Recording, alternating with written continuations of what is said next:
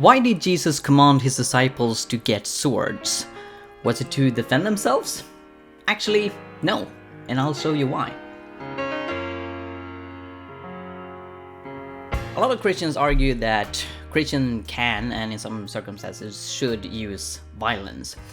When they read Jesus' words about loving enemies and turning the other cheek, they don't take that to mean pacifism, or that we should never use violence. In fact, they think that violence is sometimes justified. And some Christians, particularly our friends in the United States, even argue that Christians should arm themselves at all time, bring their guns to church, weapons at worship, in order to defend ourselves.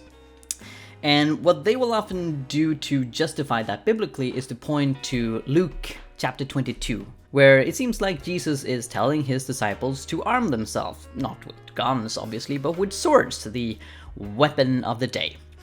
Now, is that what Jesus really is doing? Let's take a look at the text. This is found, as I said, in Luke 22, from verses 35 and onward.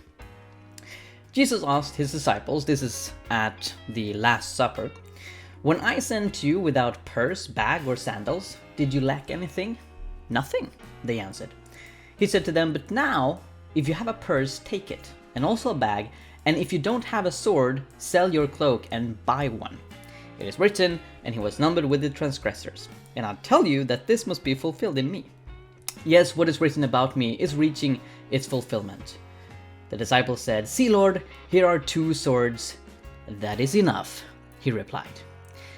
So I've seen a lot of Christians taking this to mean that, Jesus wants us to arm ourselves. There's nothing wrong with Christians having guns, because Jesus said that, his disciples should have swords in order to defend themselves.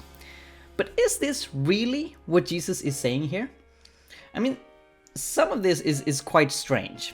So Jesus says that if you don't have a sword, sell your cloak and buy a sword. Now, why is that strange? Well, the cloak was basically necessary for survival.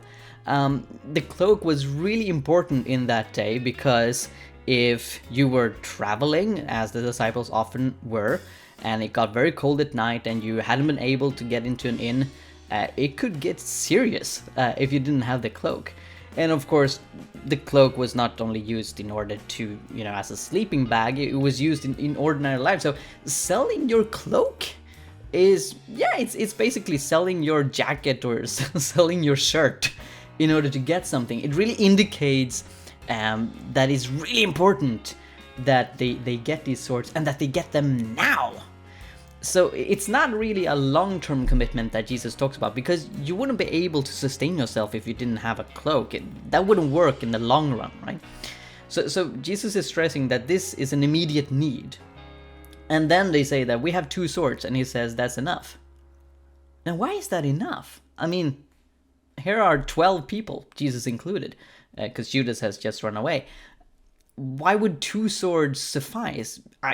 Jesus is God, Jesus could perhaps use his supernatural abilities to pump up the sword-swinging abilities of the disciples, but really, why would you need the swords in the first place then? so if this really talks about, this rationalistic, often quite deistic approach to violence, which basically says, we should use violence when nothing else works, because you sort of assume that, you can come to a point where prayer doesn't work, where confronting demons doesn't work, no non-violent means of stopping attack works, and then you need to use violence. So if that's the logic here, why is 2 swords enough? That's strange. It's really strange, right? And those who argue that Christians should arm themselves and defend themselves, they won't typically argue for such a ratio when it comes to who has the weapons. By the way, this is secretly a lunchtime with Michael episode, because I'm eating delicious tofu with rice over here. Perfect. But it gets even weirder. So we've seen that because of this cloak selling stuff, that Jesus describes an immediate situation. And sure enough, soon after, they find themselves in quite a violent situation, where the temple guards are to take Jesus away. And you probably know the story. So from verse 49 in the same chapter, it says, When Jesus' followers saw what was going to happen, they said, "Lord, should we strike with our swords?" And one of them, according to John, it's Peter, struck the servant of the high priest, cutting off his right ear. But Jesus answered, "No more of this!" And he touched the man's ear and healed him. Now I can just imagine the confusion that went on in Peter's head, because he didn't cut off that ear by mistake. If not that he was actually aiming for the guy's head and just hit the ear. But, he struck with his sword in order to hurt, if not kill, that guy. And Jesus reverses that. Jesus heals that person. That's literally the opposite of violence. So what is going on here? I mean, Jesus actually rebukes Peter according to the Gospel of Matthew, saying that whoever takes the sword will die by the sword. He warns Peter against using violence.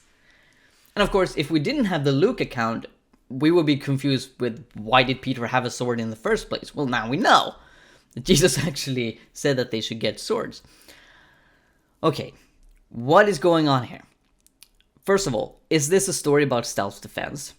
Well, obviously not when it comes to the immediate situation. Jesus did not want them to use violence in order to prevent the temple guard from capturing him, because he knew that he would die for the sins of humanity. So he wanted to get captured. He wanted to make this sacrifice.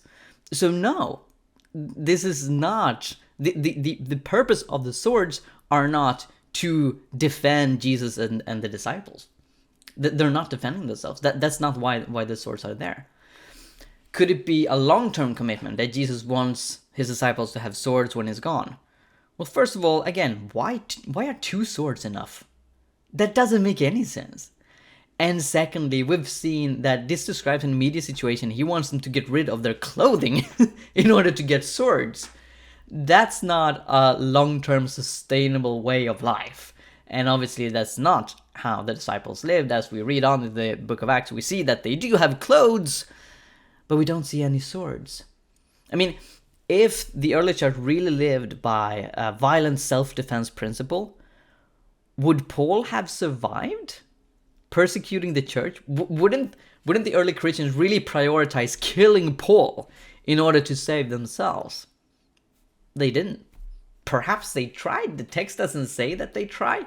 And if they would have tried and succeeded, then the church would have lost one of the greatest apostles of all time. So, yeah, I'm not sure about that. I'm not sure that this text really teaches self-defense. I can see nothing in the text itself that talks about the principle of self-defense. That is more of a modern notion. When the Old Testament justifies violence, it's not by the principle of self-defense, it's the principle that this is the judgment of God, that the people of Israel and other nations as well are to execute. That's not a self-defense principle, right?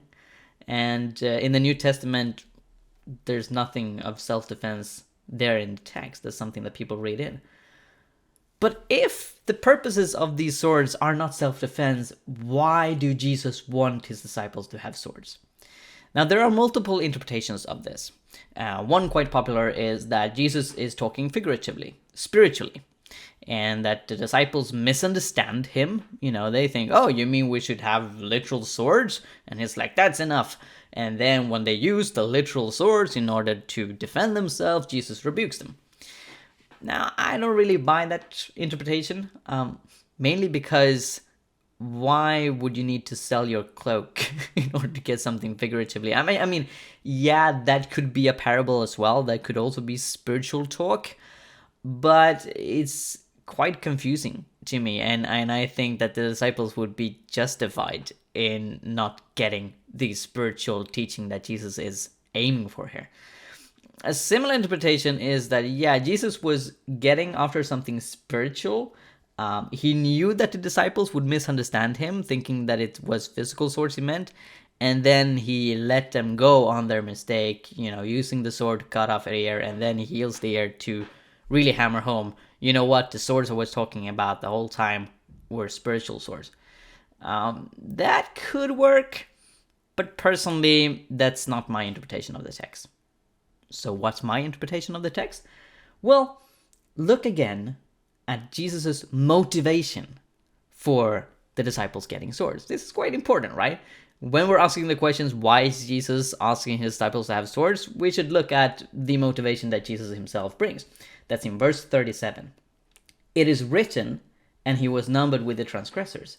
And I tell you that this must be fulfilled in me. Yes, what is written about me is reaching its fulfillment. Now that could be read two ways. Either Jesus is talking about his crucifixion. He will have two murderers on either side of him. He will be numbered among transgressors. That he's really talking about, the time is coming when my crucifixion is at hand. And this is in order for the scriptures to be fulfilled. And so really he tells them beforehand that what will lead to his crucifixion is about to happen, which of course is his arrest.